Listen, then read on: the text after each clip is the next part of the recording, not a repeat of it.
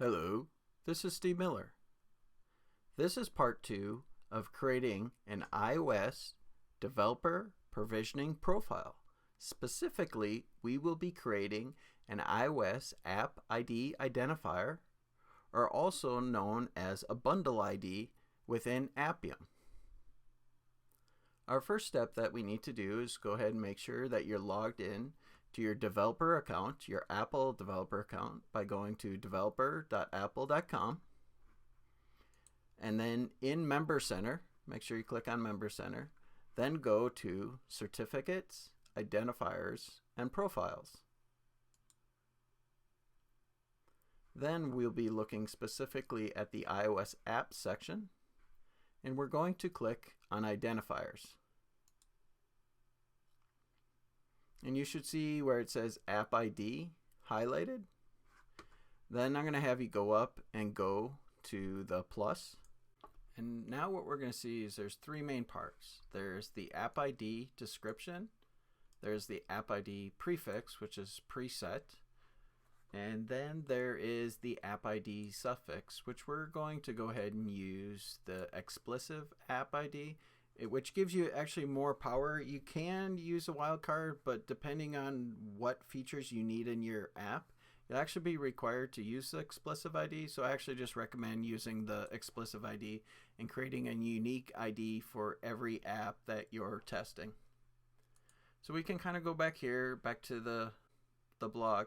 So what I'm looking for is in this series of videos, at the end we're actually going to go to the GitHub Appium website where they have the test apps, and we're going to download the sample code.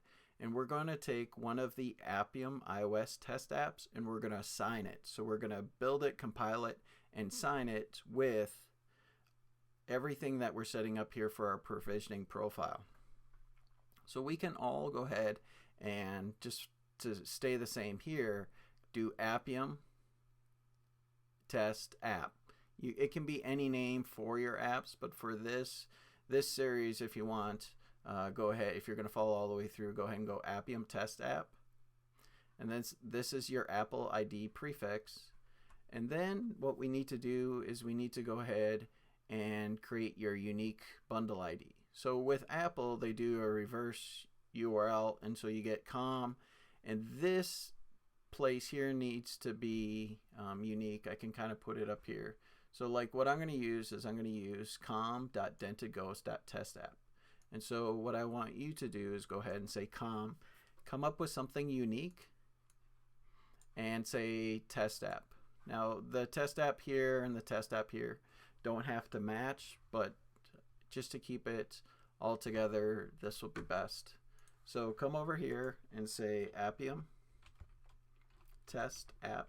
And if you're doing this for a different app, obviously you'd put a different name in there. And then here, type in com dot something that you find unique. I'm going to go ahead and go dented ghost dot test app. Come back. So I did Appium test app, and then I did com, whatever you have unique, and then test app. And then I'm going to have you go ahead and page down. And depending on what app services or what services your app has, you may check multiple ones in here.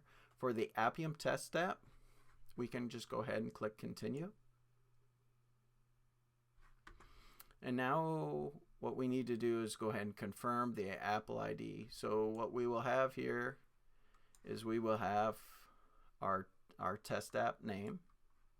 We will have our identifier, which has our App ID prefix, and then the two that were pre-selected. And then go ahead and click submit. And now registration is complete. Go ahead and click done. Now what we will see in our iOS app IDs, we now have the name, which is the Appium test app, with our com.dentedghost.testapp. And those are the steps that we need to take to create an iOS app ID. This right here, the com.dentedghost.testapp, specifically for you, com. something that you have unique, test app, or if you created additional app IDs for other apps that you're testing, this is also known as the bundle ID, which we will use throughout when we're signing with Xcode, and we will also use it when we are using automation with Appium. So bundle ID, and that is what we have for creating iOS app identifiers, also known as bundle IDs. Thank you very much.